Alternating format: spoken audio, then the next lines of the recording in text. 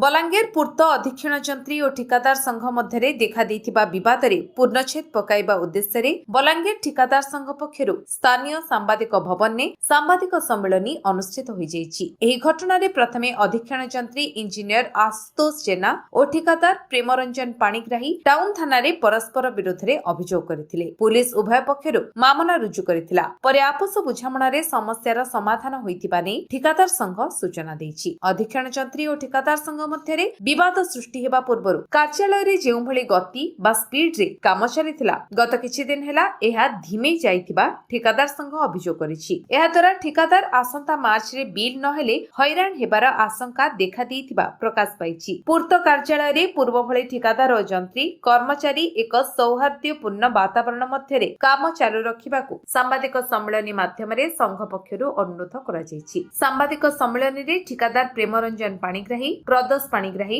अमित महांती सागर संगम सतपथी सोमनाथ जोशी तपन पाणिग्राही गुंज खान प्रमुख मंचासीन थिबा बेले शताधिक ठिकादार उपस्थित थिले। 4 दिन तले गुटे अघटनटे घटितला हमर ठिकादार भाई गुटे आ पीडब्ल्यूडी रो एसीसान कर मध्य रे आ स्टाफ रो मध्य रे जेनटा कि 2 दिन परे हमर पीडब्ल्यूडी रो स्टाफ आ ठिकादार माने समस्त थिलु आ सेटार समाधान बाहरी थिला। यादे आमे माने आसीछु आपण मानकर निके निवेदन करी जे जेनटा हे आमे इहादे चाहूँ समस्त के मिलमिशिक रहमु आर सेटा आपणकर जरिया समस्त जनाबाली चाहूँ। हाँ उभय पक्ष आलोचना कराई कथबार्ता हेले इन इयार के सेंता किसी नहीं हुए समस्ते भाईचारा रखिक आगे बढ़े। मामला कोर्ट के जाइए से कोर्ट रे भी दुई पक्ष आम राजी अच्छन दुई पक्ष से समाधान करावा आगे आंता गंडगोल नहीं हुए आउ समस्ते मिलमिशिक रहे। बलांगीर सहर होचे गोटे भाईचारार सहर जेनटा कि से एसी आज्ञा भी भलसे जानी गलेन आम ठिकादार मैंने भी जेनटा गोटे जोटे अबुझा थे से मैंने भी जानी गलेन समस्ते मिसिक रहे। नहीं चाप तो हेन्ता कह नहीं जाए आगु सब ठिकादार मैंने बहुत पुराना ठिकादार मैंने भी अच्छन से मैंने भी जेनटा आमको बुझाले कहले कौन प्रॉब्लम नहीं हुए मार्च मास बोलिक कौन प्रॉब्लम नहीं हुए बाकी समस्ते मिलमिशिक रहबाटा भल बोल आमको से शिखेछन। नहीं आगु गोटे समय थिला जेनटा कि 20 वर्ष आगु कि केते वर्ष आगु जे मार्च मास आसले पेमेंट होतला बोलिक किंतु गत किछि वर्ष हेलान 20 वर्ष 24 वर्ष हो गलान जे पेमेंटा खाली मार्च मास नहीं से प्रति 2 मासे 3 मासे आसुछ। बाहर ठिकादार बोले देखो आमर टेंडर वर्क रे भी बाहरटा मानकू सब जगह एलाउ करा अच्छे। अच्छा गोटे एमरजेंसी कामटे जेनटा कि आम ठिकादार मानकर इन नॉलेज नहीं न 2-3टा केनटा से गैस पाइप रो काम हो कि केन काम सेटा एमरजेंसी काम बाहर ठिकादार आसिक करि पारबे सेटा आमर एक्सपीरियंस नहीं न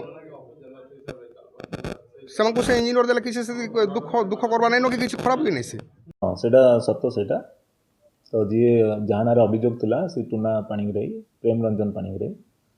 तो से आसीथिले से भूल मागिछंती मो स्टाफ को जहा को से मिसबिहेव करिथिले